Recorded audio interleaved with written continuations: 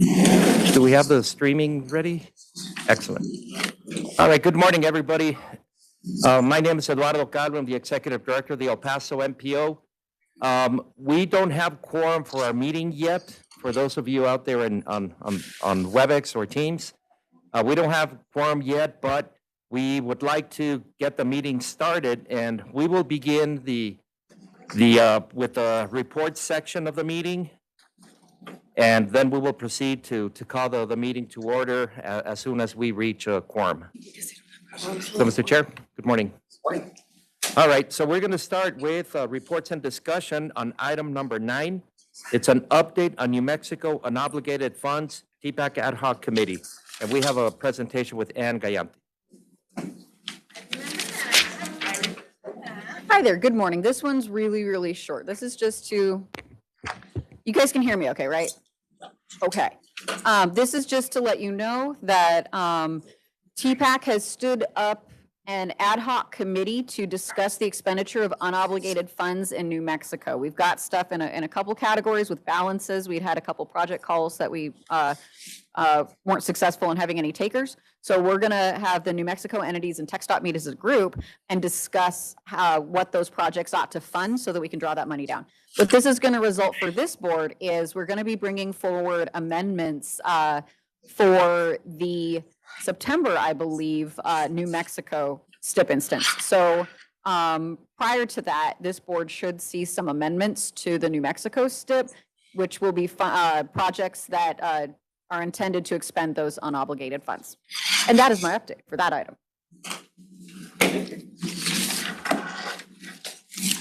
All right, thank you. All right, moving on to item number 10, El Paso MPO Public Participation Plan, P 2024 update, public comment period, and public meetings announcement. And again, Ann Gallante from MPO. Good morning once again. Every 3 years, we have to amend the public participation plan for the MPO that governs when we approach the public and how regarding adopting new documents, amending existing documents, and how we run our meetings in a way that is as open to the public as possible and doesn't discriminate against any protected groups, make sure we take ADA considerations into our planning. So 2024 is a year that we amend this plan. We have been working on a draft, and the public comment period is going to open for this draft on October the 8th. We are going to have 2 public meetings associated with this update so that we can elicit comment. The first of these is going to be the evening of July 30th, and the second is going to be immediately following TPAC on August 8th. And so in both of these, we'll have a brief presentation. We'll discuss what's in the existing plan and what we are proposing to change. All of the proposed changes basically focus on making things clearer and making it easier for us to interpret when something hits a particular threshold for a formal amendment versus an administrative amendment and things like that. So it's just better articulating what we already have rather than making any real changes to when we put things up for public comment, when we would be bringing items forward for TPAC and TPB, et cetera. And since this is our meeting that immediately precedes the public comment period opening, we wanted to make sure that you were aware. And the day of the meeting, all of the draft materials will be available on our website. Any thoughts on that? Questions, comments? All right, I believe we have quorum now, Mr. Chair. It's 9:06, and we'll call the meeting to order. We'll start with the Pledge of Allegiance. Pledge allegiance to the flag of the United States of America and to the republic for which it stands, one nation, under God, indivisible, with liberty and justice for all.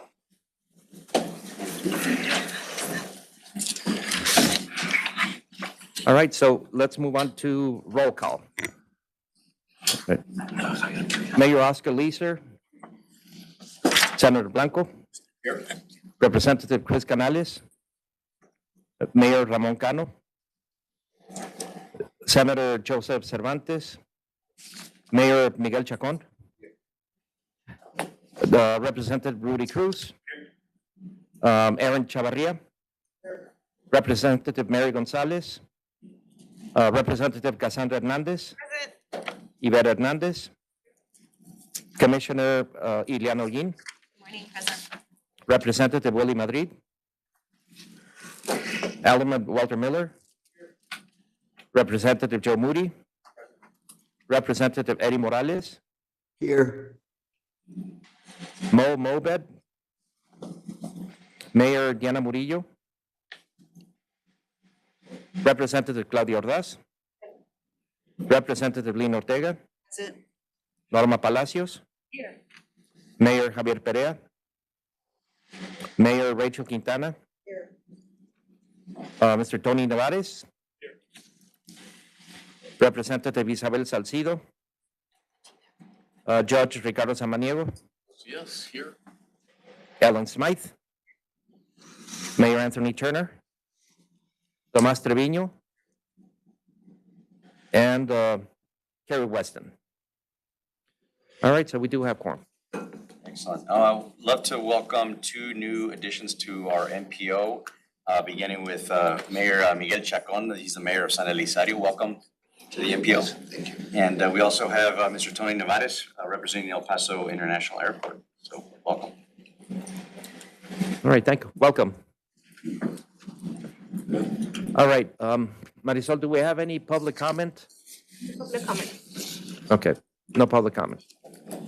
All right, so then let's start the meeting with discussion and action. Item number 1, consider approval of the minutes of the May 17, 2024 TPB meeting. And also, just a correction, so it shows that I was absent for that meeting, but I was here. I actually moved a couple of the items, so I know, I'm not remembering. Okay, well, we'll make that correction. Otherwise, I moved to approve. Second. We have first, we have a second. All in favor? Aye. Any opposed? Motion passes. Sure you were here. I double checked. I was like, why wouldn't I not have been there? I double checked. All right, item number 2 is considering authorizing the executive director to sign the following letters of support for the A, City of Sunland Park for the Federal Highway Administration Active Transportation Infrastructure Investment Program grant for the Sunland Park Rio Grande Trail Phase 3. And with that, I believe we have Mr. Mario Juarez Infante. Do we have him on the line?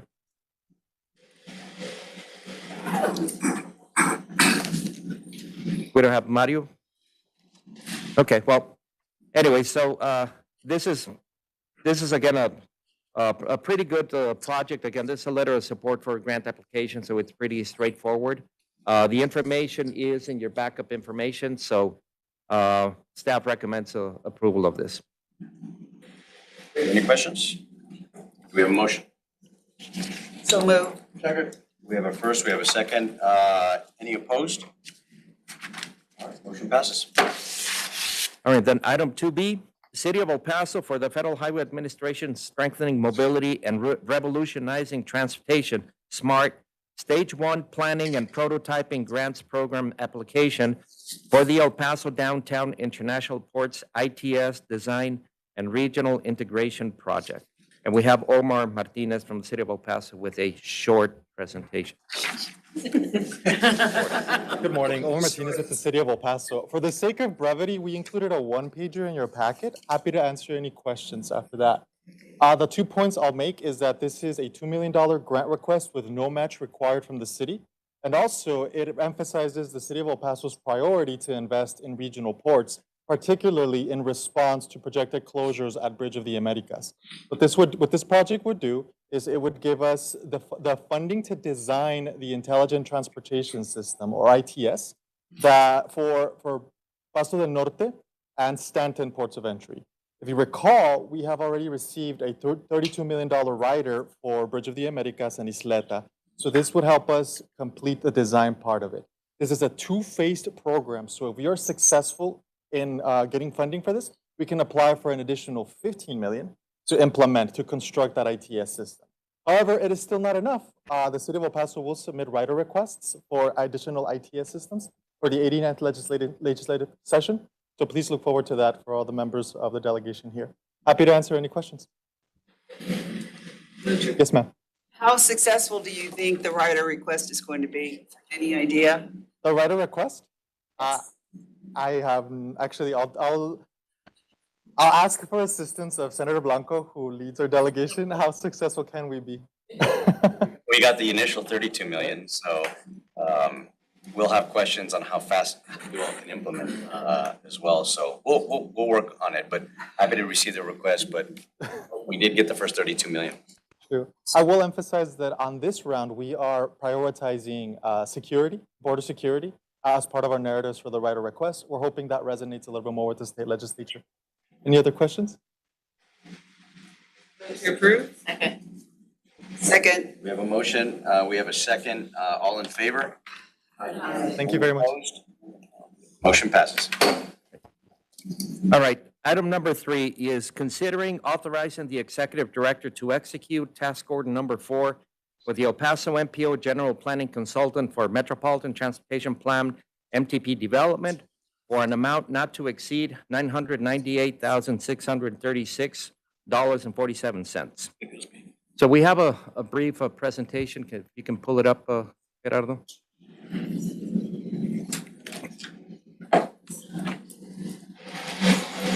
So we put it up, as you recall, we brought in the general planning consultant, the WSP, to help us with multiple activities in or assist us as more than anything as an extension of our staff.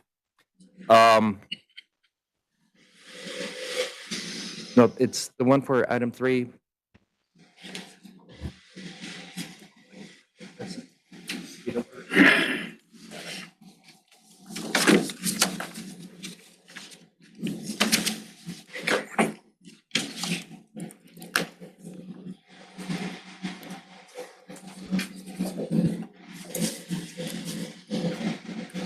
All right, so this is task order number 3, and as soon as we have the presentation up, you'll see some of the other task orders that have been already been issued and, well, approved by the board and issued. One of them is to provide just a general, help us with some of the things that the MPO may need. There we go. There we go. All right, next slide. All right, so this task order is related specifically to the development of the Metropolitan Transportation Plan.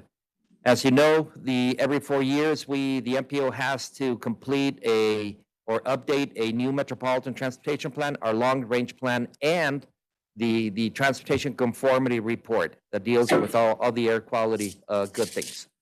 So we are on a 4-year cycle, and the conformity needs to be approved by no later than November of 2026.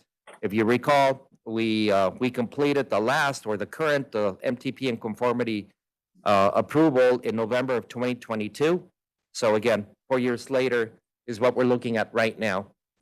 So same as last year, or the last time around, we were lucky last time around to get the services of a consultant through a contract with the El Paso District of TxDOT.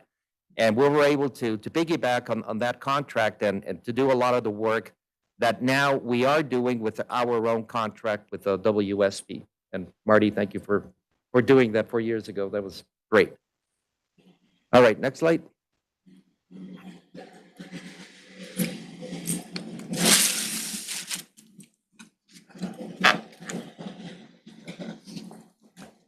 All right, so what I was telling you earlier, this is a summary of the task orders that have been issued already to the consultant. So first of all, the agreement with WSP was approved by the board, and we executed in February.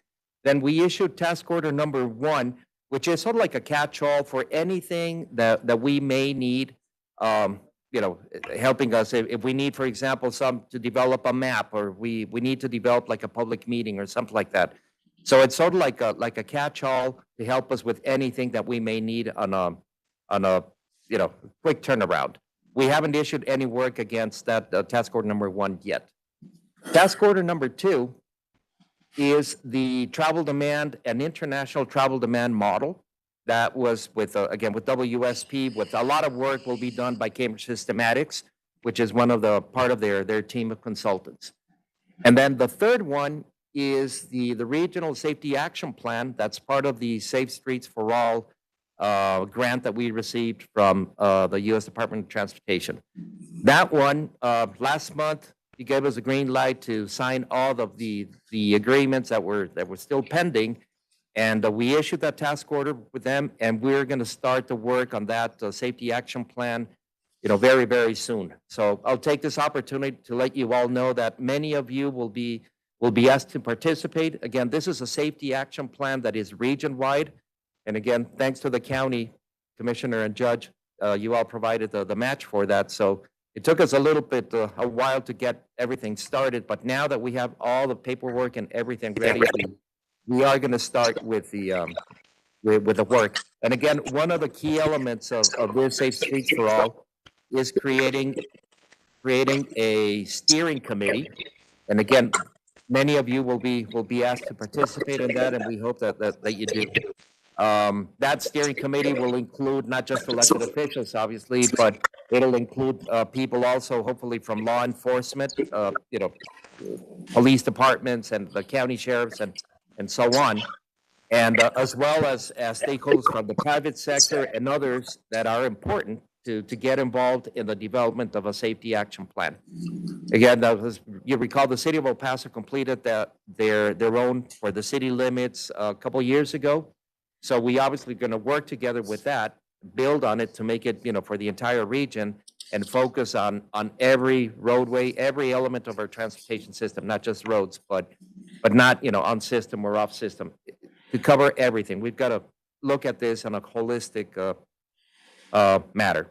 So that was task order number 3. So now to the one that we are talking about, which is task order number 4. Next slide.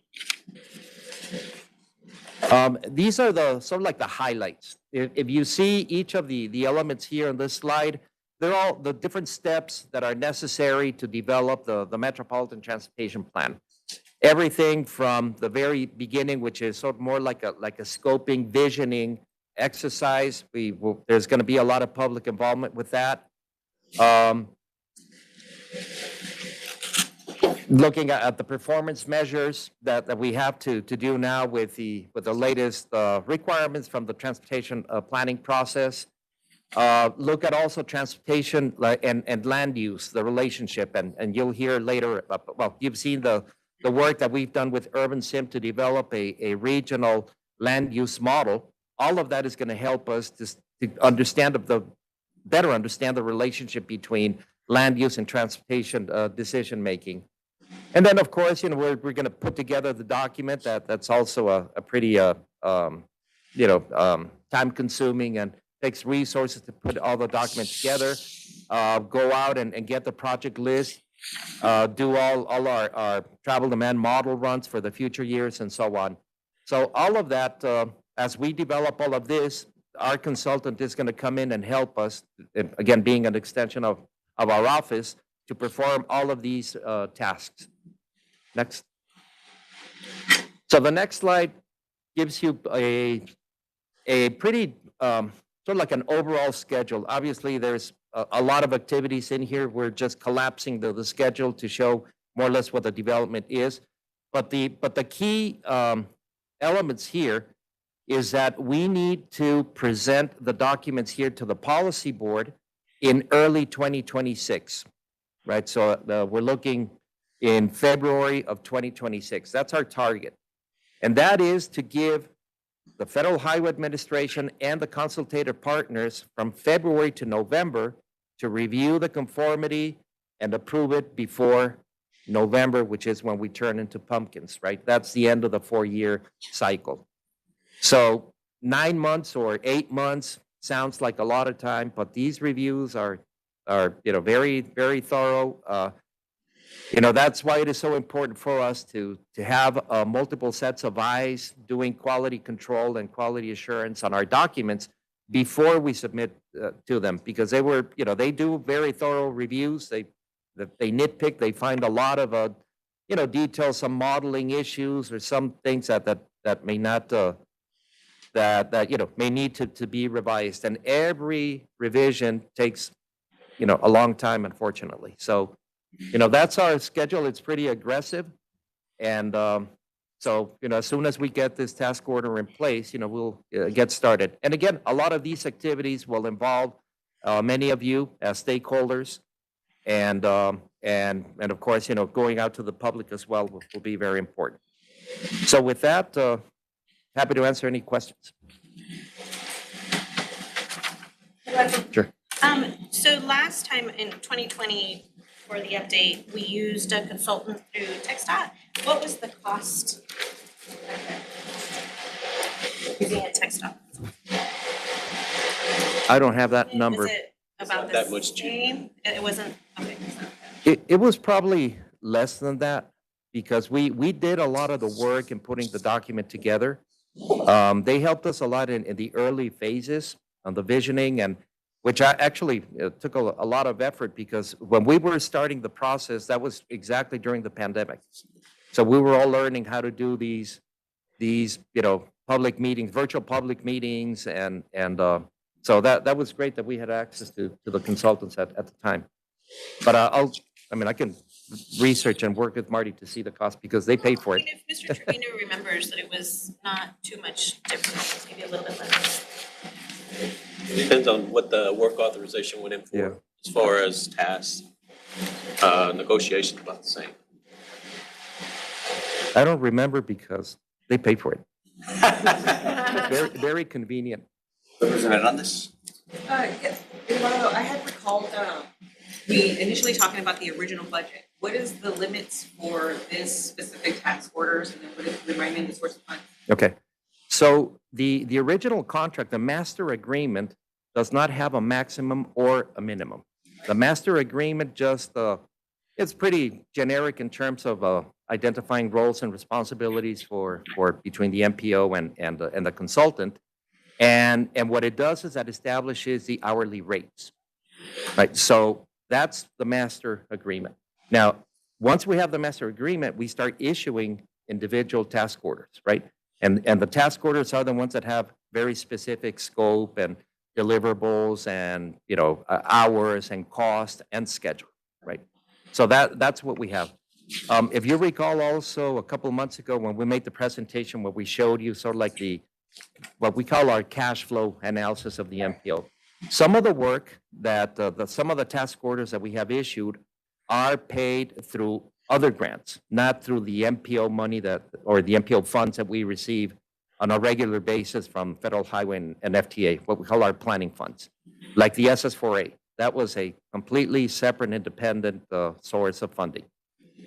And the reason why I'm asking, I remember you had proposed, well, we want to put the contract up to 2 million, right? So the current 3 task orders are at 1.83. And then this additional one is, how much is this Right. one? Almost $1 million.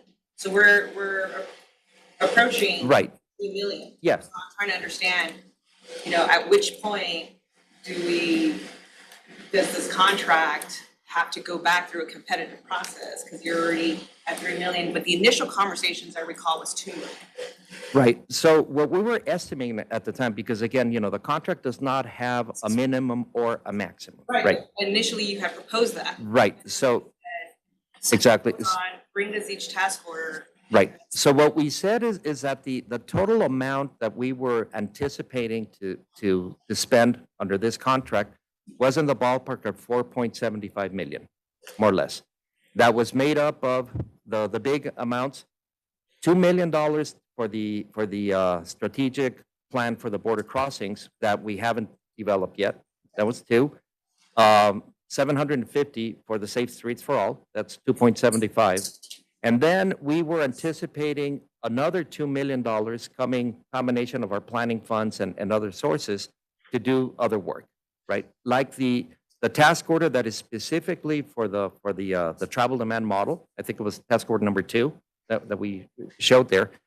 That one is is paid partially with the New Mexico DOT SPR funds that are extra, right? That are not, and the other half would be, it's about 40% would be paid out of our planning funds. So there's a combination of sources that we're using to pay for this, right? But the That model you showed with. exactly right. But the anticipated amount, because it's there's again, there's no fixed amount, either max or minimum. The amount that we were anticipating is at 4.75 million, more or less. Yeah, I keep bringing it up because it makes me really uncomfortable.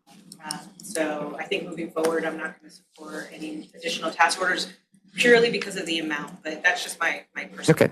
Well, I mean, absolutely. What we can do is every time we bring one of these, bigger task orders, we can provide you the numbers on how we're paying for it and basically our cash flow. I mean, I wouldn't do it if we were running low on this, but Thank you. To piggyback on that, I agree with Representative. We just need to know exactly what's been spent to date. So to that, has GPC provided any invoices to the city, and if so, how much? I'm sorry. I did not Has a hear the- consultant provided any invoices to the city No, to date? not yet. Not yet. Any overruns or any? Oh, no. anything outside the No. We're barely getting started on these task orders. It's extremely important that we get this information. I know Representative Hernandez and Representative Canales have brought these questions before. We gotta have this information before we Absolutely. take votes on. We'll make it a recurring. I don't know if you want to see maybe quarterly reports on invoicing and how we're doing in terms of each of the task orders. I think quarterly is helpful. Absolutely. Is there a motion on the table? So moved. We have a motion to approve. We have a second. Any, all in favor? Sure. Any opposed? Nay. Motion passes. Item 4. All right. Item 4 is consideration of documents associated with the Rider 7 Local Air Quality Statement of Work under Texas Commission on Environmental Quality TCEQ contract grant number 582-20-11979. So we have two items. Item A is consider authorizing the executive director to sign a lending agreement with El Colegio de la Frontera, COLEF, for vehicle counting cameras, equipment to be acquired by TTI under task order number 2. So we have two separate items here that are related to the Rider 7. I think it would be good if we separate them. Claudia is going to provide a refresher on where these two fit within the Rider 7 program. If you recall, last month you also approved a couple of other task orders related to this, and then we'll start the discussion on items A and B, and I'll read B later on into the record.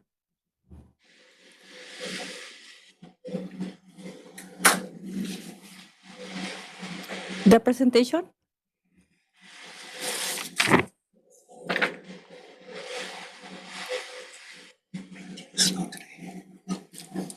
Yeah.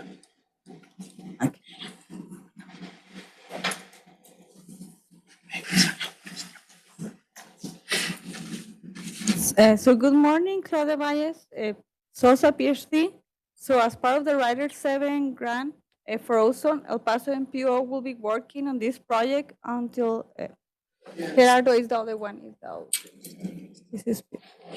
We have two grants. We have ozone and also PM 2.5. We will see both presentation.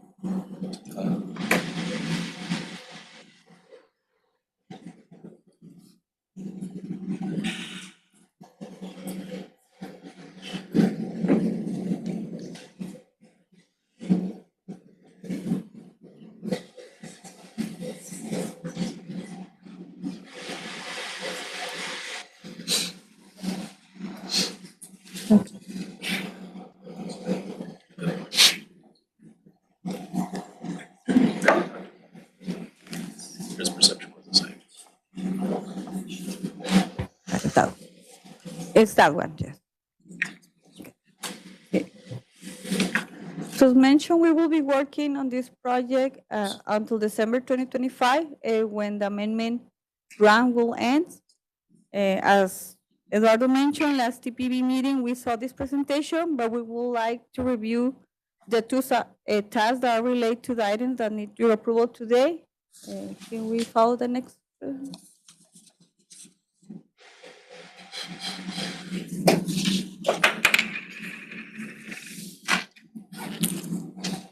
To the next slide. So there are 5 main tasks. Okay. So the first one is the land use and transportation model validation and scenarios for Juarez, the improved land use and transportation scenarios for El Paso, the international border crossing scenarios, the resulting traffic congestion in the binational region, and improved ozone precursors, natural dioxide, the volatile organic compound estimations for each scenario. The items will be related to task number 1 and task number 2, so we will only review task number 1 first and then number 2.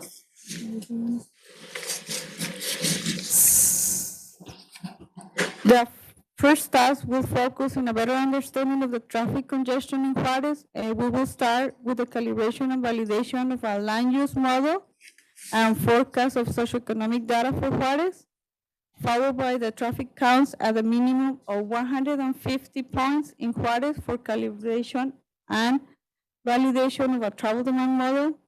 Using the Juarez travel demand model, forecast motorized vehicle traffic and congestion in Juarez for future years. This is the item that will be the comodato that Eduardo will discuss in a little bit, where they are going to be working, placing a camera for the 150 points that we will be monitoring for counts. In the next one, there will be task number 2, will be related with the urban sim contract. So for the task, the second task, we will build on the previous validation and scenarios for El Paso, polishing the previous scenarios into 5 new ones. We will refine the urban development policy that could be modeled and could attain the growth capabilities. Then we will develop 5 additional scenarios for each round, the El Paso area land use model to forecast the socioeconomic data for future years. And using the El Paso travel demand model, forecast motorized vehicle traffic and congestion for future years under the 5 land use scenarios that will be developed anew.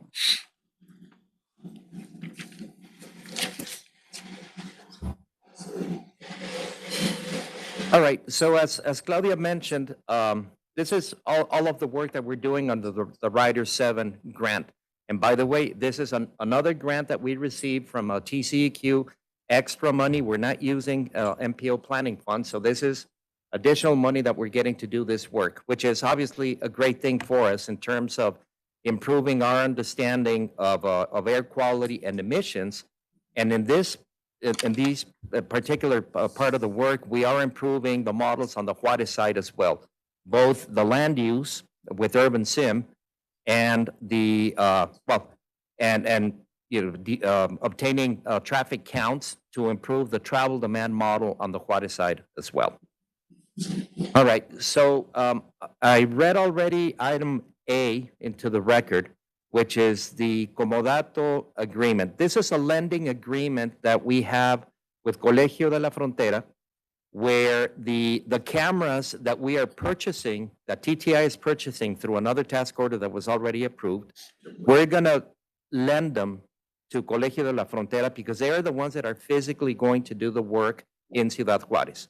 These cameras are gonna be placed on light posts or signals or whatever on intersections, and these cameras will be capturing video 48 hours in each location. We're looking at 150 locations throughout the city to determine these counts. Every location will have a camera for 2 days, 48 hours. So these 5 cameras are going to be rotated all over the place. But what is important is that this comodato agreement or lending agreement, we feel is necessary because, physically we're going to give them the cameras and, they're going to be, responsible for them. And so we've been working, and Sergio has been really active in working and making sure that we are covered with that. Colegio de la Frontera has an insurance policy that covers theft and damage to the equipment and all that. So we're, it's taking a little bit longer. Now, that agreement, we were hoping to have it ready for you here today, but obviously we don't. So, I think even though we would like to get started and get this comodato agreement done as soon as possible so that we can start the work, but given that we don't have the agreement here with you as backup, I think we're going to recommend tabling it for next month. And so, I know Salvador and Claudia are going to be making faces, but, we've got to make sure that, we've got to make sure that we have all the paperwork ready and in place. Everything is good, but as you can imagine, if it is difficult to do agreements here on this side of the border,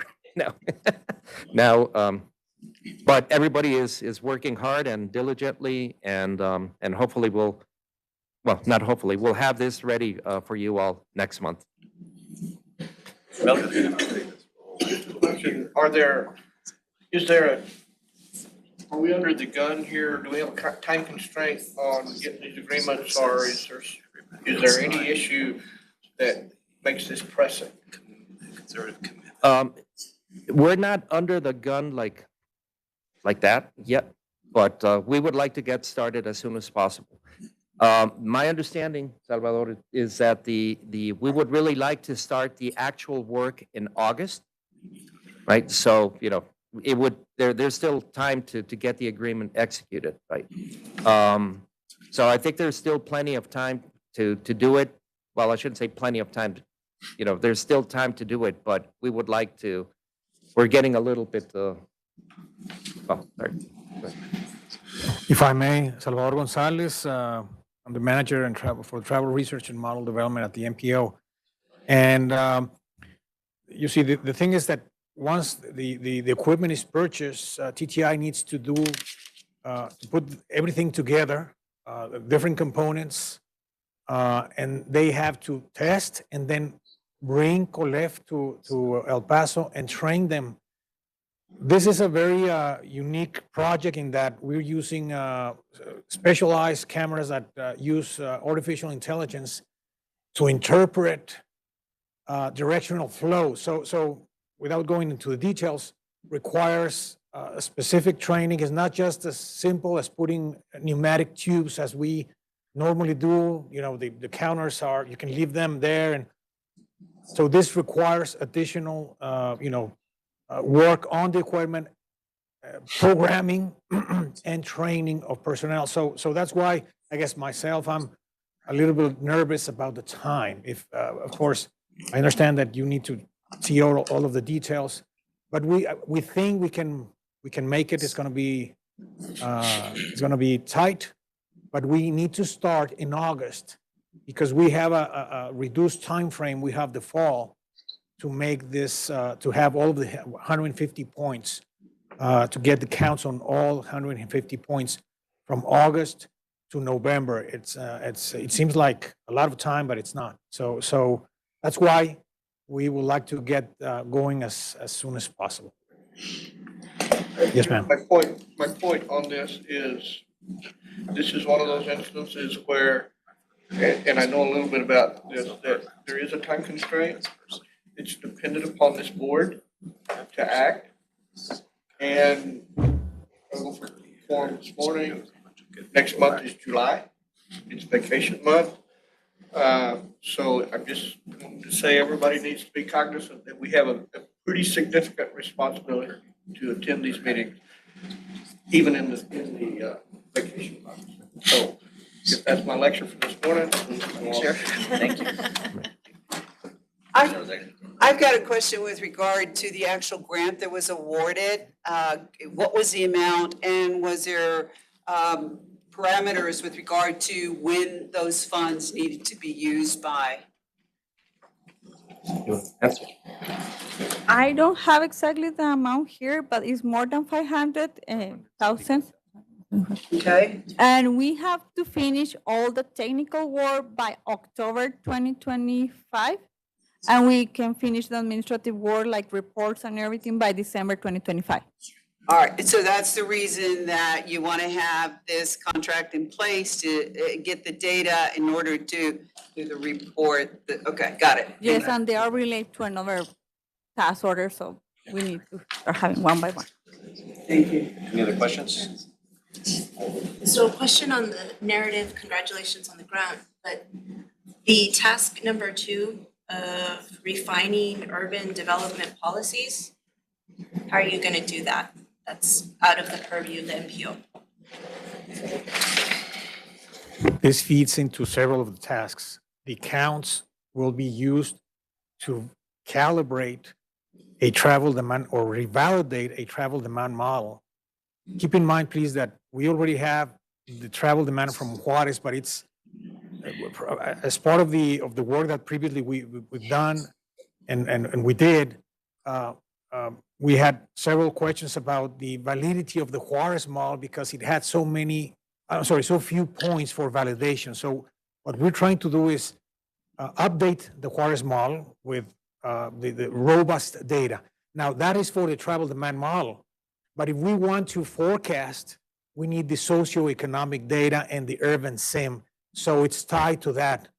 The counts and the traffic volumes for current conditions go into the land use modeling and to the forecasting of future traffic in Juarez and El Paso and ports of entry. I don't know if that, I know it starts to get messy or it's complex. I understand getting the counts and understanding the flow and traffic patterns. My specific question is to urban development. That's what you refine urban development policies. Yes, the idea is, well, I'll go into the task of forecasting socioeconomic conditions for both Juarez and El Paso. We've been doing this as part of the Delphi. I don't know if you remember, the Delphi is simply a consensus. Where do you think, the next 20 years of growth where employment and where population will actually locate? This has been from a consensus. What we're trying to do through Urban Sim is, if we apply different options of policy, zoning policy, land use policy. Yeah, that's not the MPO's purview. That's what I'm asking. No, it's not. It will be part of a process where the different stakeholders from the within the El Paso MPO area, the city of El Paso, Socorro, Sanelli, you name it, Sunland Park, will come and look at such policies, because land use policy and growth actually have a tremendous impact on traffic and emissions. And so it'll be part of that, but we need, I guess my point is, we need a good validated and calibrated model to forecast the impact of those policies, which are not our policy. It's from the city of El Paso, Sanelli, Sunland Park. And how would that look in terms of traffic congestion in the future and emissions? That sort of explains that, or we will not be making policy. Understood. Okay, because it does We seem. will not be making policy, but we need to start discussing about those policies with the different people involved and in charge of that. Okay? It's more like defining scenarios rather than defining or dictating what policies will be. It's we're defining what scenarios we'll model, and we're looking at different sorts of policies and what land use implications those would have, and incorporating that into the model to see how that would look different versus, higher density, lower density. And those are the things those would be dictated by whatever the policies were. And we're looking at, okay, so how would it look different? What would traffic look like if City of El Paso changed in this way versus what they have currently? What would happen if Socorro did that? So we're not defining anybody's policy. We're defining scenarios. Right. And the value of that, and by the way, we're incorporating that. That's going to be one of the innovations that we do for our next long-range plan. basically using urban sim, because otherwise, we just rely on the Delphi group, on the consensus on how the region is going to grow, right? We think it's going to grow here, we're going to grow there and all that, without having more information about how the growth could be, so some of the factors that affect growth, right? Land availability, prices, and so on. So even here in our MPO region, we as an MPO, we don't control land use policy. I mean, that's at the municipalities or at that level, and how difficult that's been, right? To control, land use decisions. But at least now the innovation is that now when we run the scenarios, as Ann was explaining, at least now we can develop some alternative growth patterns and see what if we increase, promote higher density, right? So that public transportation works better. Because right now our patterns have been pretty much at a regional level sprawling. We sprawl, and there's more need for highways, and transit is more challenging in terms of providing good service and so on. But at least now we are trying to combine and have more quantitative analysis on the relationship between land use and transportation. So we're doing it here and that's the work that we have done in the past already with Urban Sim.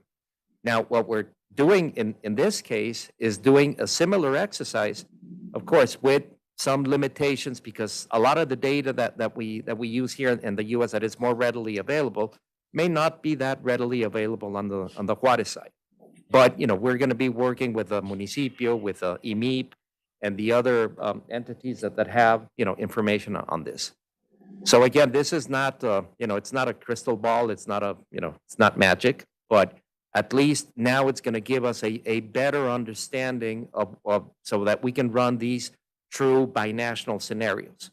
What happens on the El Paso side, what happens on the Juarez side, and by having also the two travel demand models, as you have seen in the past, now we can combine them and have a true binational travel demand model that includes all the border crossings, and so that we can analyze the travel patterns, and also, very importantly, the emissions, right? So now we have emissions estimations on the El Paso side, on the Juarez side, and through the micro simulation tools that we're developing with these Rider 7 tools, also the estimate the emissions at each individual border crossing.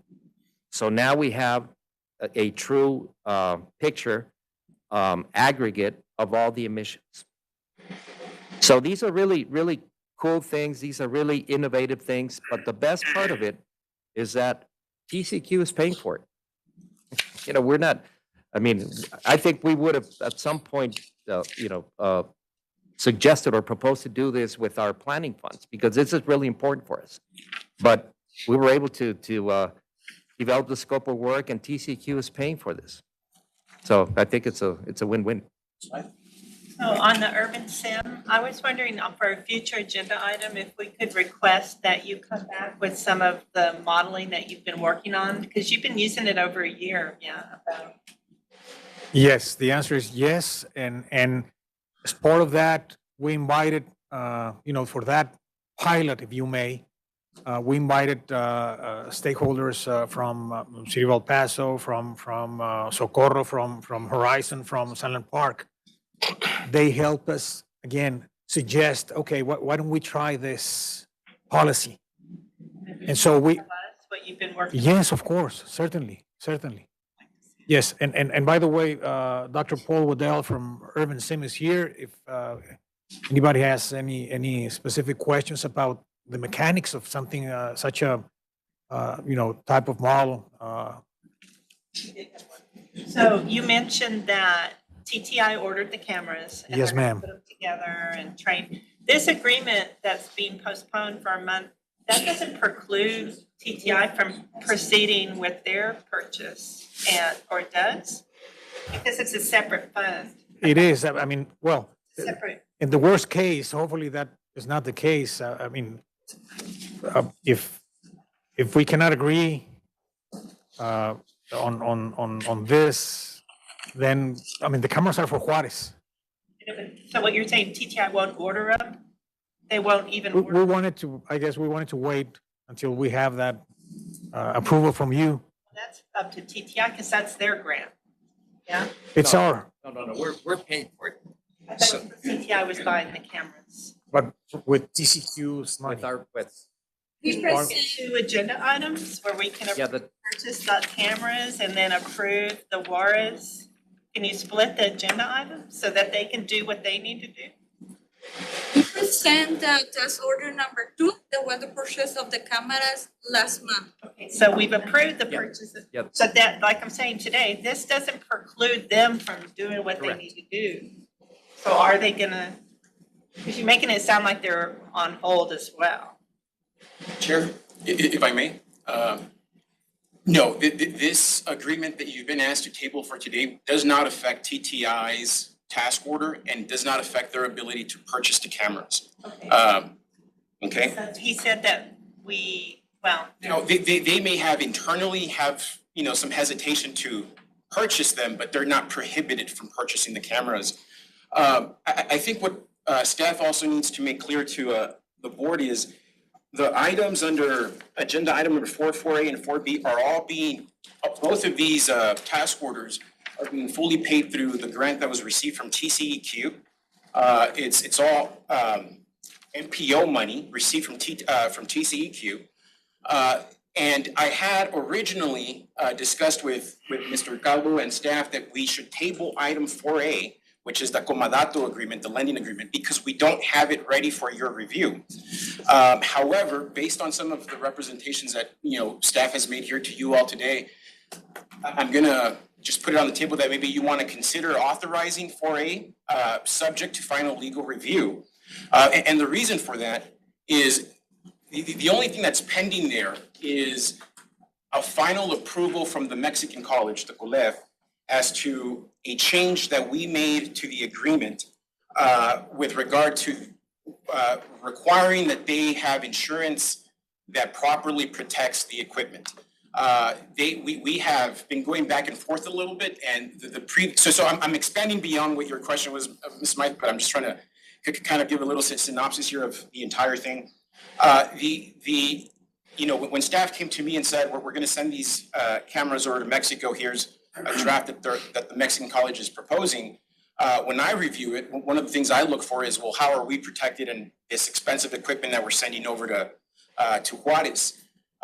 And so that in case if anything happens to the equipment, which is possible, anything can happen to the equipment anywhere, we can turn back and look at our grantors and say, look, we did our best to protect the equipment when it went over there.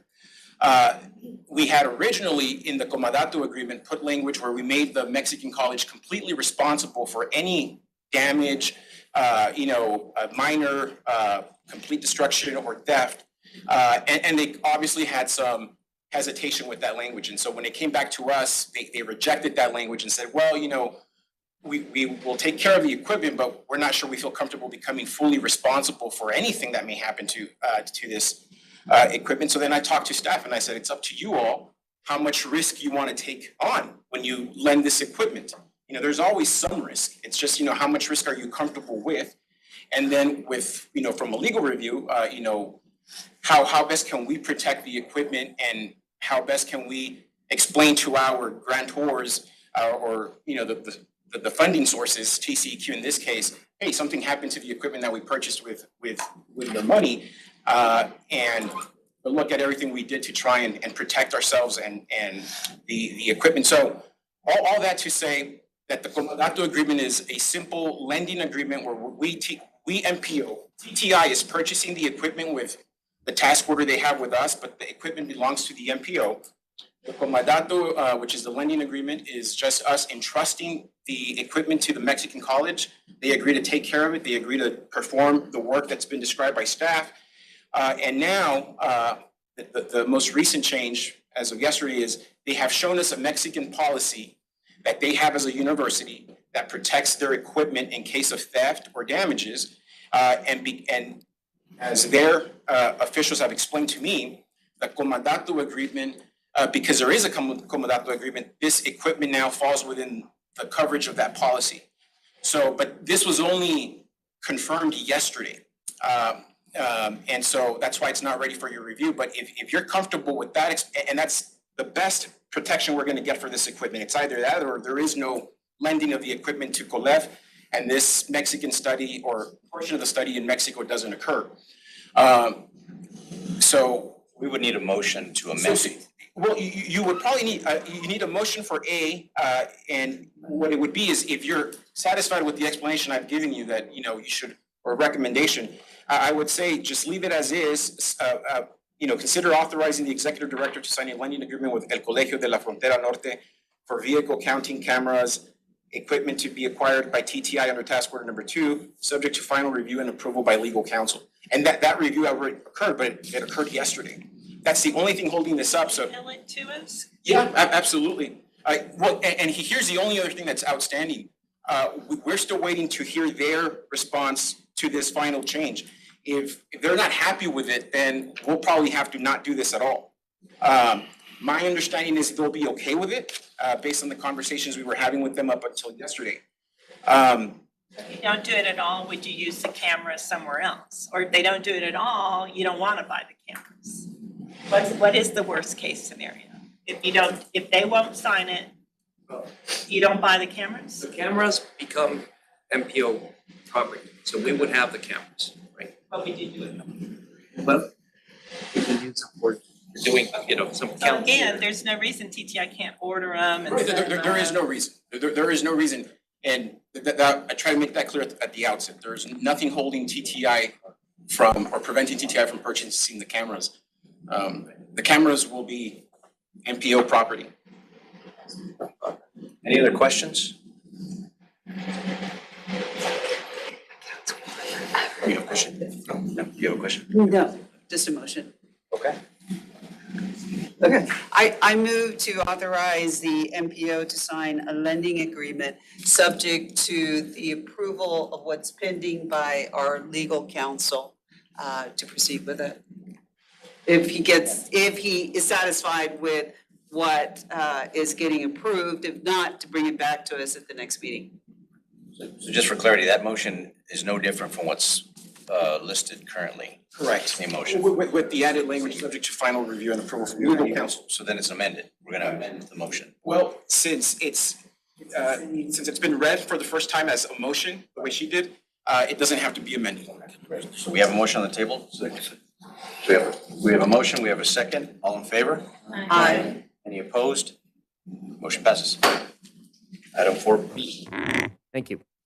All right, item B is consider authorizing the executive director to execute a consulting services agreement and a master subscription agreement with Urban Sim Inc. for an amount not to exceed $170,000 for the purchase of 3 software licenses for a 1-year period, technical support and consulting services that will enable the MPO to complete Task 3, Impact of Transborder Urban Growth Policies and Patterns on Ozone Concentration in the El Paso Juarez binational region. It is also requested that after review by the MPO's legal counsel, that the executive director be authorized to execute any related contract documents or agreements as long as the total amount of the agreements does not exceed $170,000. So again, this is specifically to the Urban Sim piece that we were discussing earlier. I just wanted to echo Mrs. Smythe's request. There's a lot of great data that's being collected. Would like to see the outcomes of that directly from our consultants, so we can put some faces to their names and to their overall organizations. But I make a motion to approve. We have a motion on the table. Do we have a second? Second. All in favor? Aye. Any opposed? Motion passes. Thank you. All right, item 5 is consider approval of the Rider 7 Local Air Quality Statement of Work under Texas Commission on Environmental Quality TCEQ contract grant number 582-24-01394 to perform air quality planning activities to reduce fine particulate matter PM 2.5 emissions. And A is consider approval of task order number 4 between the El Paso MPO and the University of Texas at El Paso UTEP for the project monitoring of PM 2.5 exposure from traffic congestion at international border crossings. Again, the This item number 5 is similar to the item that we discussed before, but this is a separate Rider 7 grant. This is specifically for PM 2.5. All the work that we've done prior to this on the Rider 7 program has been for ozone, very specific. So this is a separate grant, smaller than the ones that we've had before, but it's additional money that we were able to receive from TCEQ. And Claudia will have a brief. Oh, and by the way, I think we had already. We're just coming back to present the scope, right? For 2.5. Part of the. Yeah. Yeah, the board had already authorized us to execute the agreement with the TCEQ, but we had offered to come back to the board to show the scope of work that we're submitting, the detailed scope of work. So with that, Claudia will have a short presentation. Okay. So as Eduardo mentioned, this is part of the new Rider 7 that started this year for particle matter of 2.5 microns, and El Paso will be working on this project. As similar of the ozone, we have to finish technical work on October 2025 and the administrative work on December 2025.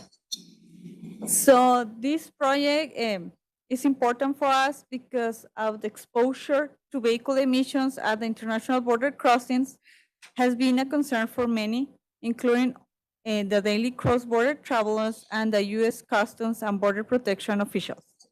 The proposed project will measure PM 2.5 concentrations at different hours of the day and locations within the select international border crossings. In this case will be Boura and Santa Teresa, to understand the potential amount of such pollutant in contact with people waiting to cross the border in private vehicles as pedestrians, as well as the CBP officials and manning inspection booths. Further, the project will attempt to find a statistically significant correlation between these PM2 measures and other variables such as the motorist traffic volume, the congestion, and its distance to the monitor locations, as well the ambient conditions. These correlations can potentially help predict the spatial concentration of 0.2.5 within an IBC and enable health for C in mitigation strategy. So the main goal is that we're going to put monitors. We are going to create a correlation or find the correlation, and our main goal is to find strategies that will help us to reduce the PM2 concentrations that the CBP and pedestrians and people in the vehicles are breathing. So this project has been divided in 5 tasks. The first one will be the location plan of the PM 2.5 mobile monitors at Boura and Santa Teresa, as I previously mentioned. Only the US side for this project. The cross-border volume and lane availability data acquisition, followed by the ambient condition monitoring, the correlation analysis, and the econometric modeling. And finally, the proxy exposure estimation of PM 2.5 on the IBCs in El Paso area.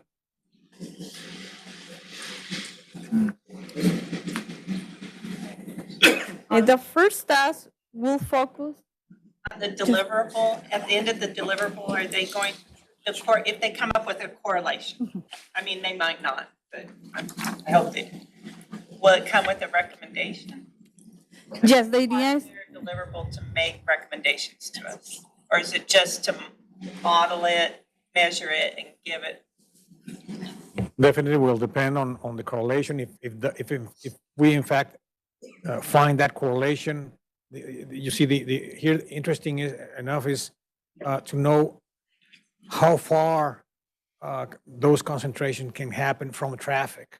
And so it will depend on if we find that, if distance we find that it's a correlation, that might open the door for different mitigation strategies. Right. That's what I'm asking, is the mitigation strategies will be part of the deliverable? Yes.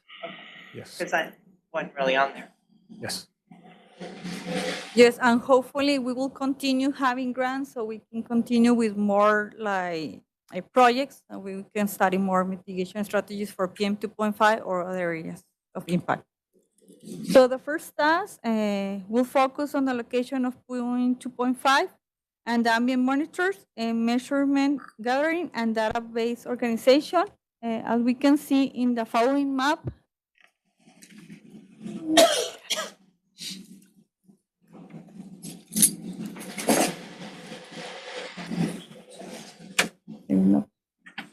okay, so mobile PM 2.0 monitors will be placed along the sidewalks used by cross-border pedestrian in a fixed position during the project. As we can see, we're going to have southbound and northbound. Also, they will be also placed at CBP inspection booths, changing the location weekly to different booths as to capture PM 2.5 concentration under different open lane configuration. As we know, sometimes they open on the lines and then they have less, only some days are only 5. So we will be moving weekly so we can have the correlation, also the distance of the booths that are open. Also in the middle, as you can see, we are going to place ambient monitor that will be in fixed locations in the two borders, in the Santa Teresa and the Boura. The second task will focus on data acquisition on CBP's vehicle traffic processing to register southbound pedestrian volumes. Automatic counter will be placed on site as no agency currently reports this information by hour. We obtain northbound. CBP has been very generous and provide us northbound data, pedestrian, trucks, and vehicles. But southbound is very limited, so it's why we are going to have these counters in the bridge. For task, third task, we'll focus on the ambient monitor measure, gathering a database organization. We are going to take in consideration the ambient temperature, the ambient humidity, the wind speed, and other ones that we can register in our monitors. The fourth task will focus on developing predicting models of the generic form. And the final task we'll use the econometric model developed to estimate PM 2.5 levels at CBP inspection booths and pedestrian sidewalks at the IBCs in El Paso area based on the respective size, current traffic, and ambient conditions. And PM 2.5 will also be estimated for future conditions of traffic. And this work will be done by the University of Texas El Paso, and the P is Dr. Ibarra. I believe he was connected. Gabriel Ibarra Mejia that is connected.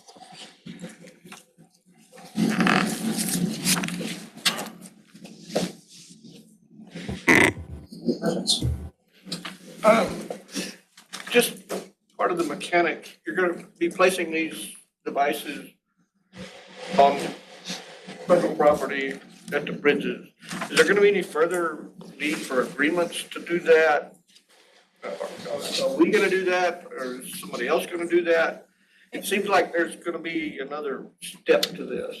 This will be located on CBP property, and we already have a meeting 2 weeks ago with the CBP officials, and they are very interested, but they know about this, and we already requested authorization from them. Okay, so there may not be something that's. No, yes, you have already. Okay, thank you. Do you want to bring another agreement to the board? The senator has a question on the formula. He thinks you missed the minus side. Any other questions? We have a motion. Second. We have a first motion, we have a second. All in favor? Aye. Any opposed? Motion passes. Thank you. All right. Item number 6, consider adoption of the RMS 2050 MTP and amended RMS 2050 Transportation Conformity Report. And this we have Harrison Plourde with the presentation. Good morning, Chair and board members. Harrison Plourde with El Paso MPO. We could get the presentation up, and I will get started. As you know, the MPO staff has been working since last fall on amendments, a major amendment to the current MTP that was spurred by some project amendments that were requested. And as you know, we make project amendments regularly, practically every month, but they're usually very minor amendments. Some of these amendments involved changing capacity on the actual roadway network, and as a result, that triggered the need for a new conformity determination for the document as a whole. So that is a much larger undertaking for us, involving analysis of emissions and going through a formal public involvement process, and as if we were making a new MTP in a lot of ways. So that's why we've been working on it since last fall, and now we are looking for a adoption from the board for the amended document so that we can provide it to the consultation partners to review and get that new conformity determination. That's essentially what this slide says, so we can move to the next one. This is the list of the projects that were amended. There's 9 projects, and I know you can't read this very well, but we'll go through them individually on the next slides. Here's a map showing the locations of all of those projects. Next. Okay, the first project, and this was the one that really triggered the major amendment in earnest, is a change to the border highway connector. This is the new facility that connects the Santa Teresa port of entry eastward to Sunland Park area to facilitate use of that port and relief for some of the more congested crossings that we have in the more urbanized parts of the region. So the change here is to increase the proposed number of lanes from 2 lanes to 4 lanes. So that is added capacity to the network as a whole. And that's one of the main triggers for us to say, okay, we need to look at the emissions for the entire network and get a new conformity determination. Next. The second project, Montecillo Extension, this is a change to the. Yes. Okay. We're doing the air quality analysis on this. Yes. Okay. Wasn't that part of their their environmental study before they proposed this? Or was there, did they have an air quality portion to their environmental study prior to development of this project? You mean as part of the NEPA process? Yeah, I mean, they've got to do it will be done as part of the NEPA process. And the NEPA process has not been completed on that yet? It's ongoing right now. It's ongoing. Okay, thank you. Thank you.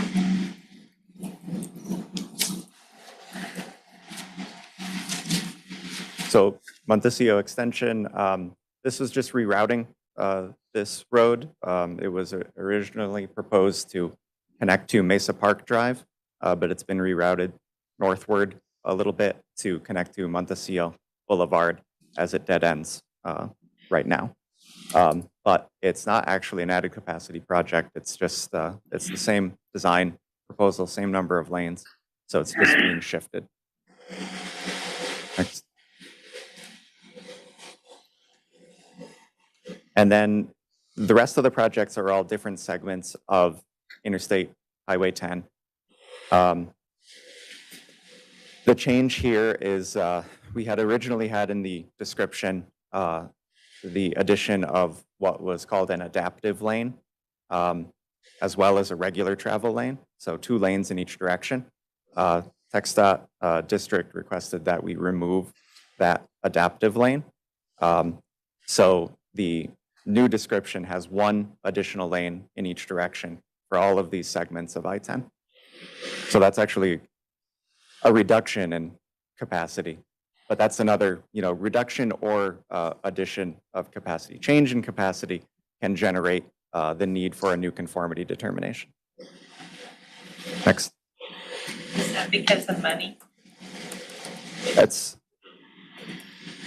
We still meet our lane balance issue from 4, rather than 434 what we have right now, we still maintain 4. It was proposed to be 5 with one of them being an adaptive lane, so we just removed the adaptive lane.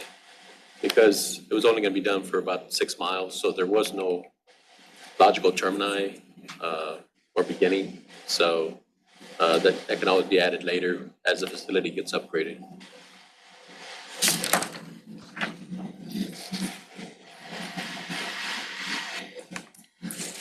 and then the last project here, this is the downtown segment of I-10. And this one is called out because the description changed in the same way in terms of removing the adaptive lane language. But in our model, we also made some coding changes because TxDOT was able to provide more detailed schematics for the design. So we had less detail in the model when it was originally approved for what the changes were going to be, and we added more detail once we were able to. This gave us the opportunity to do that.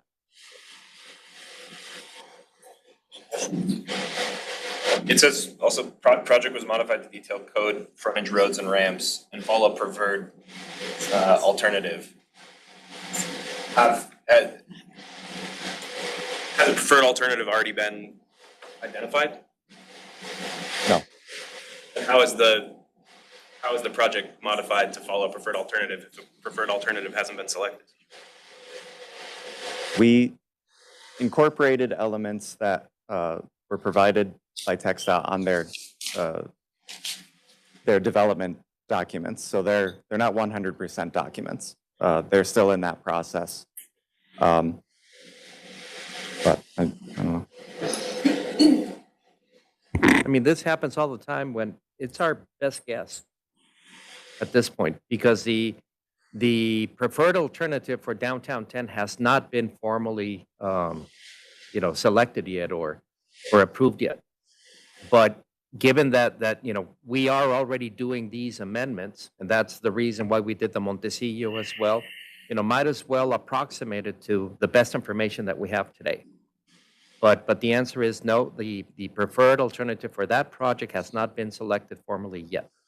But this is the best guess that we have right now. Harrison, you mentioned that there were design schematics. Is that for one of the alternatives that went through NEPA, or have all of the alternatives that went through NEPA gone all the way to design schematic? Question for text.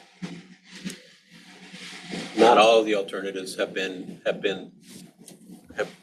all the way through design schematic. Which ones have?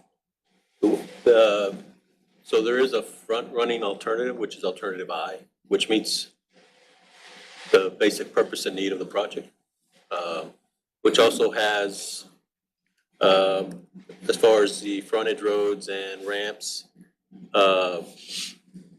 would be some of the larger impacts as far as right-of-way acquisition and the like. So, if you're going to model something, you model it for the potential worst case or highest impact.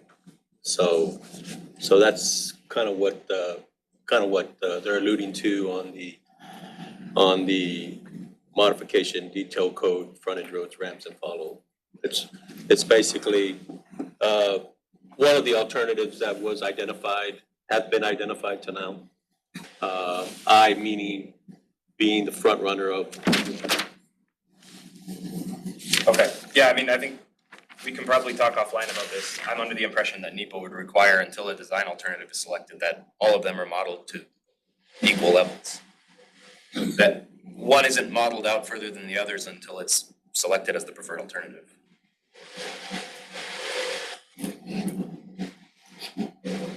There are some that don't meet the purpose and need, so there'd be no need for it to be modeled. because it doesn't meet the transportation needs of the project. Okay, again, I mean, I understand, I think we can talk offline about this. It's not totally germane to this, but it's concerning to me to hear that one alternative was modeled out and the others were not, when the NEPA process hasn't concluded yet.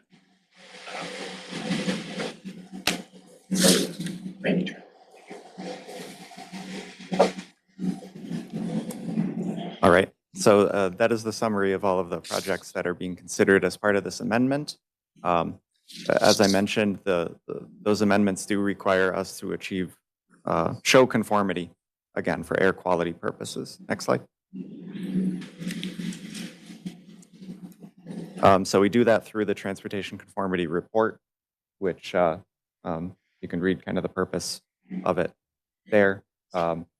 This is how we show that the projects we are proposing are not worsening emissions and therefore air quality and bringing us further out of violation with the Clean Air Act.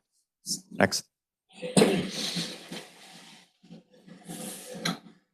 So conformity means that transportation activities will not cause new air quality emission or violations, worsen existing violations, or delay timely attainment of the National Ambient Air Quality Standards. Next. These are all of the pollutants that are monitored under the Clean Air Act. We currently have designations other than attainment for 3 of them. Next. And here's a map showing the areas covered by each of those. Next.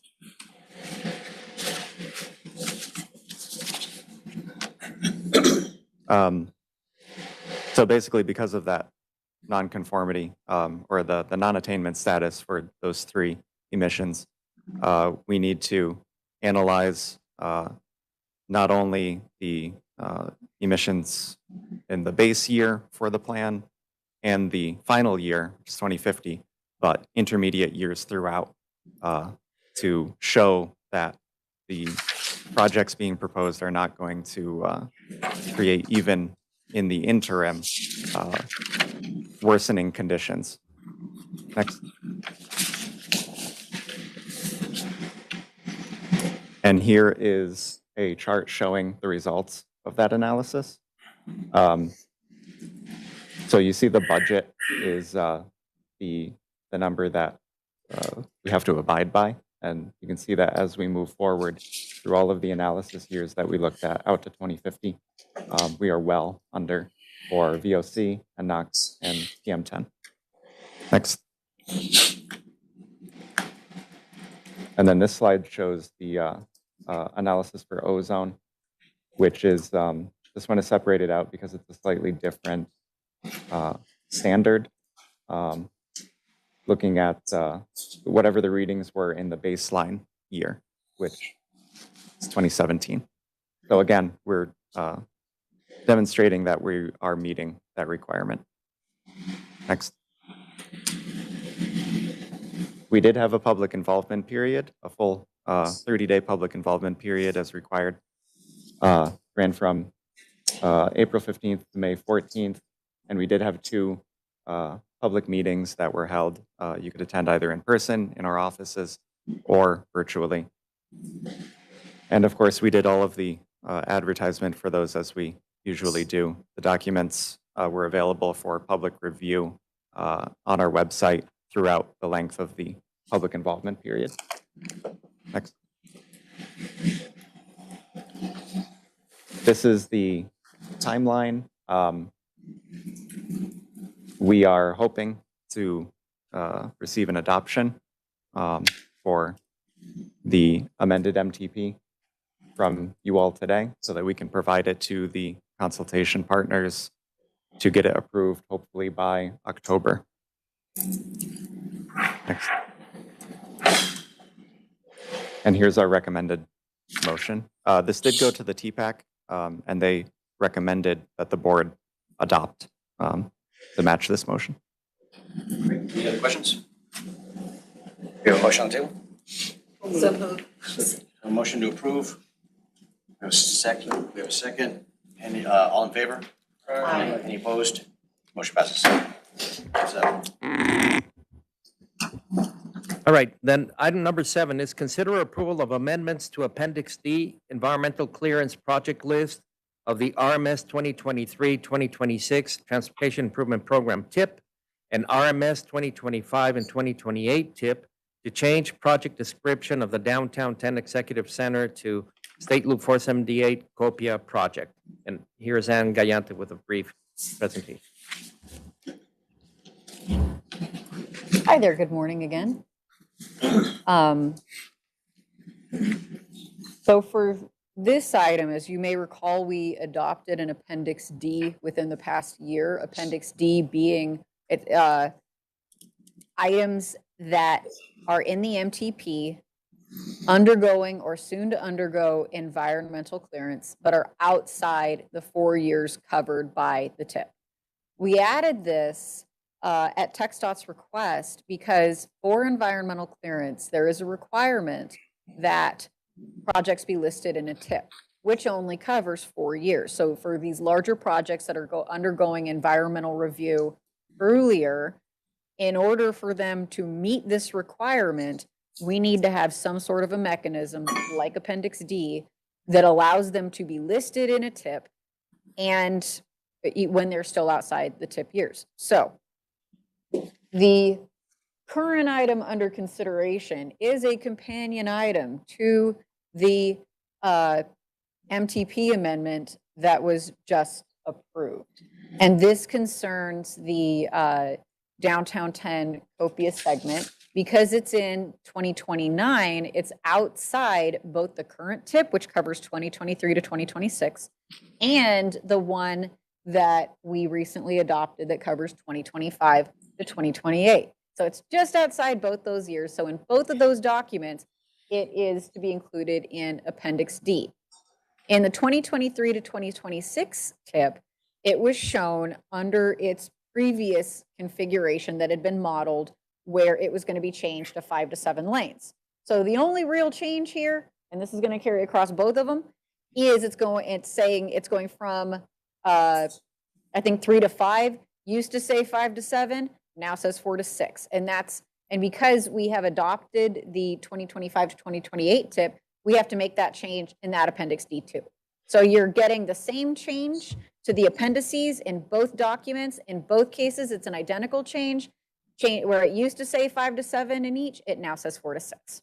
And if anybody has any questions, I'm happy to entertain those. Any questions? No, move to approve. Second. We have a motion to approve. We have a second. All in favor?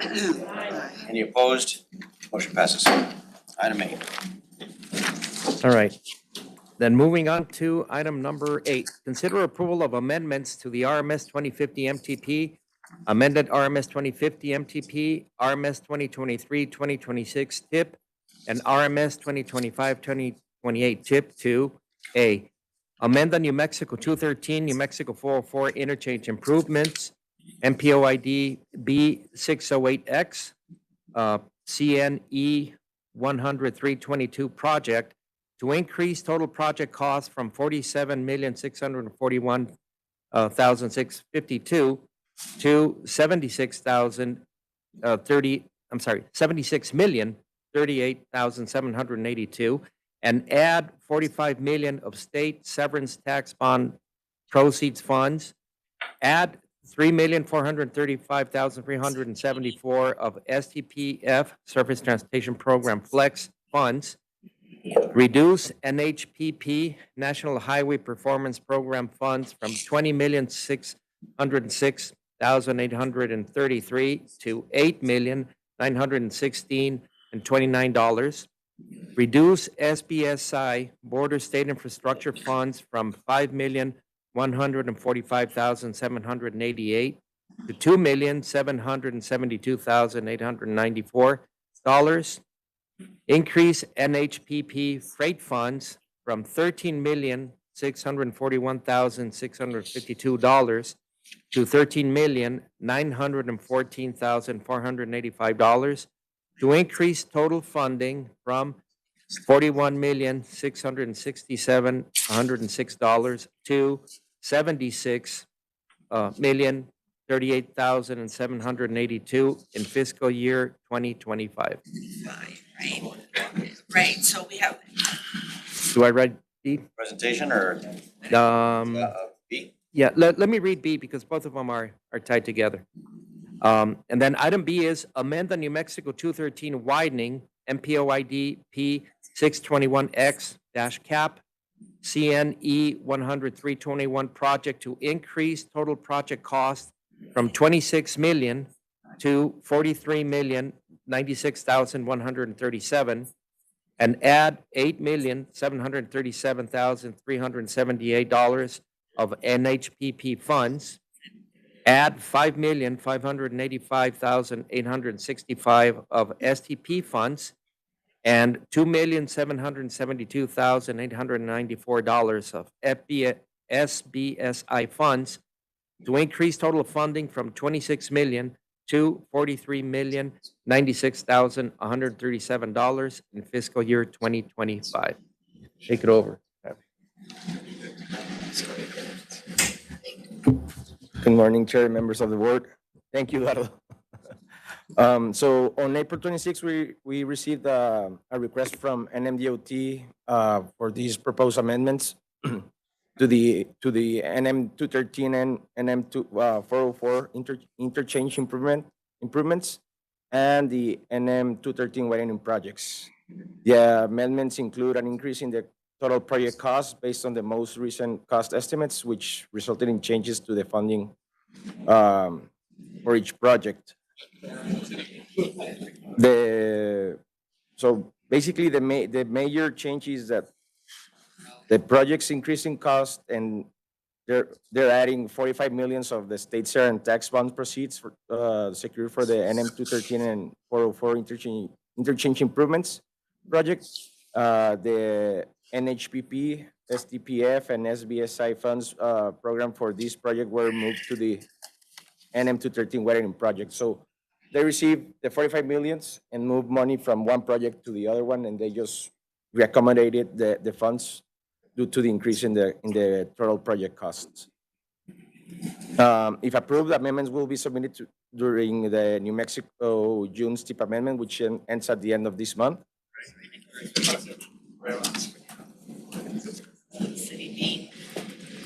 And in the backup, you have this information. This is the current project details for the NM 213 and NM 404. And this is how it's gonna look after the amendment. And this is the current project details for the NM 213 widening. And in the bottom, you have the proposed amendment. The recommendation is to amend the RMS 2050 MTP, amended RMS 2050 MTP, the RMS 2023 to 2026 TIP, and the RMS 2025 to 2028 TIP as described. Questions? Mr. Chair, this is a really, really important amendment because it has to do with the Borderland Expressway project. This is specifically on the New Mexico side, but it allows the completion of the Borderland Expressway on the New Mexico side. So that's great. They're moving forward, with the 404 improvements that are currently going on, and now the other pieces, which are the interchange between 404 and 213, and then funding the portion on 213 from that interchange where the roundabout currently exists, all the way down to the state line. So that is good news, and as you all know, we've been working also on the Texas side to get the Borderland Expressway funded, and we're looking at phase 2 that would now build the main lanes from the state line to US 54 approximately. But this is specifically for New Mexico DOT, and we're very happy that they're moving forward with that too. Any questions? We have a motion to approve the amendments. Second. We have a motion, we have a second. All in favor? Aye. Any opposed? Motion passes.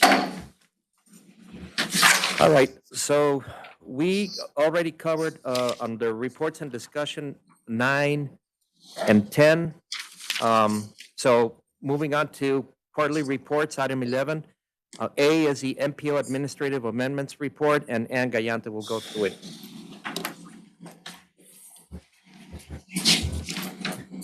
Good morning again.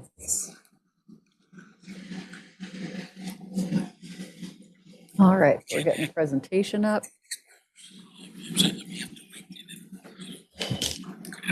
I can't. Okay.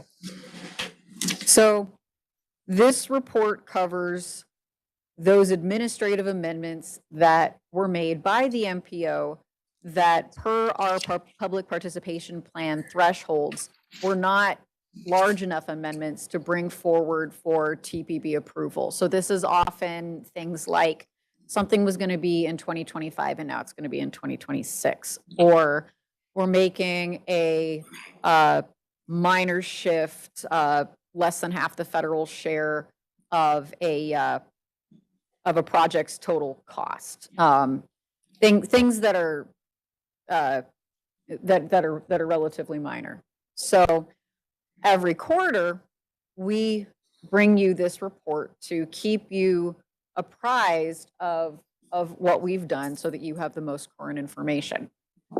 So this particular report covers the fiscal quarter that ended May 29. And just as a quick summary of the findings, there were 11 total amendments, and 9 of them were concerning the funds that just got appropriated for 5307 and 5309. And these were minor tweaks to transit projects, mostly Sun Metro, but also SCRTD in New Mexico. And so of the remaining 2 projects, one made some modifications to funding categories, and the other one updated its CSJ, which is essentially its unique TxDOT or an MDOT project identification number. So a very, very immaterial. This chart covers which amendments were made when. So this chart covers April. And then moving on to May, this information's all you, and you're also in your backup, and I'm trying to go a little fast here. May, this is a bunch, and that's because it was those transit ones. And this is just minor tweaks to those existing projects. And then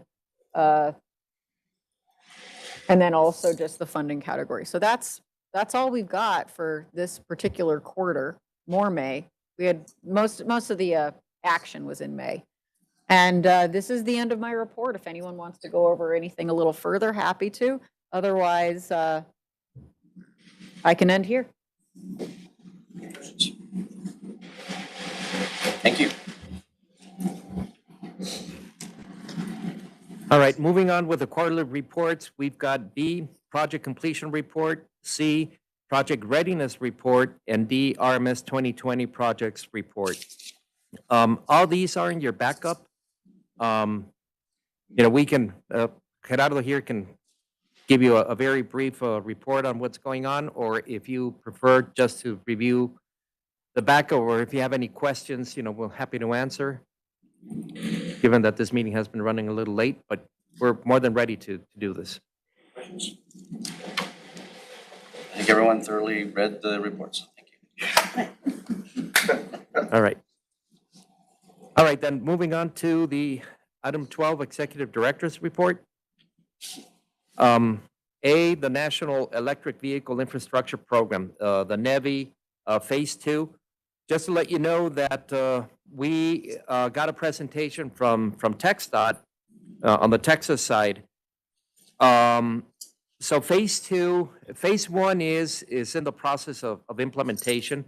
Phase 1, and by the way, NEVI is really looking at installing charging stations for electric vehicles.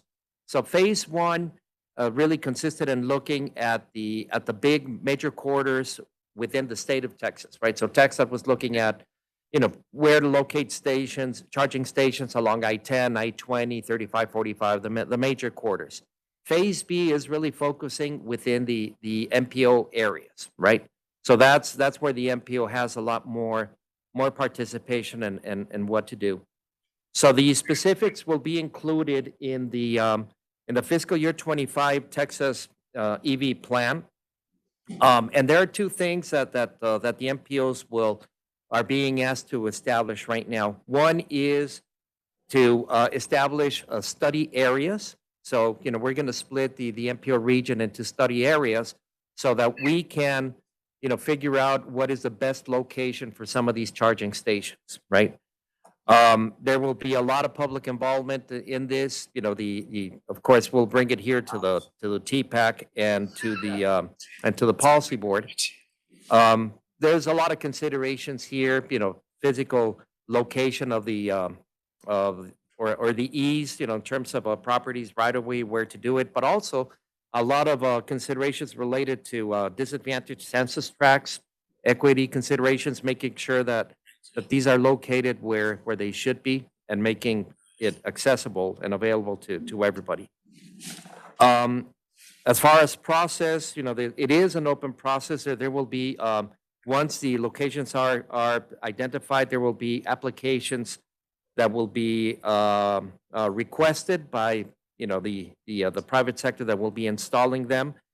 There will be a scoring in order to select these applications. There will be a NEPA done, given that these are federal dollars, and each individual location will be added into the TIP and the MTP. So there's a lot of opportunities for public involvement and for the policy board to make the final call.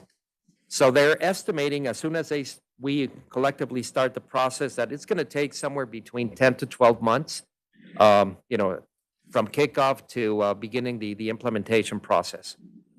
So this just an FYI that this is coming to you all, or to all of us here at the MPO fairly soon. Any thoughts, questions? Sir, just a friendly reminder, the city of El Paso and El Paso County last year received a $15 million grant for a similar purpose. So all of the steps that you are mentioning about selecting locations in historically underserved communities and making it a very public process. We're barely wrapping up our contract with Federal Highway Administration. We'll be able to do that. So I just ask that this board keeps in mind that there's already an EV charging effort led by city and county. Absolutely. So, whatever locations that are selected under phase 2 of the NEVI plan, obviously we're going to be working with what's already in place here to complement and supplement. All right. Item B, which is a Texas-Mexico border connectivity workshop. This is a workshop that happened a few weeks ago. It's sort of like a follow-up to the border master plan. The TxDOT organized this meeting, bringing stakeholders from both sides of the border, the MPO and local governments, but inviting as well important stakeholders from the Mexican side as well. So there was good conversations, and all of this is going to be leading to the border master plan update, which is going to happen in the next year or so. So all of us will be participating on that. And then C, finally, the Texas Transportation Committee meetings. Several of us attended the May 23rd meeting. Again, we provided comments to the Texas Transportation Commission. In May, we had a representative, Cassandra Hernandez and Art Fierro, both of them from the city of El Paso. And we also had Liz O'Hara, who in her position as chairwoman of the El Paso Chamber, and myself. So again, we were there providing comments and the same messages. As always, we've got to be repeating it about our priorities, about having consensus. It's not 100%, it's not perfect, but making sure that they hear that comment. And then next week, on the 27th of June, several of us are going to be out there again at the commission meeting. So I think, Mr. Miller, I think you're going to be there as well, right? What is important about the June meeting is that the draft fiscal year 25 UTP will be presented to the commission. It's just what will be presented is only the totals at the state level. The individual projects that are funded are not going to be shown until the public comment begins on July the 5th. Is it the 5th or the 7th? Well, early July, whatever that date is. And that's where they will be unveiling the list of projects that are funded with categories 2, 4, and 12. So that's all I have. Happy to answer any questions or comments. Do we have a motion to adjourn? Adjourn. Adjourned at 10:47. Thank you.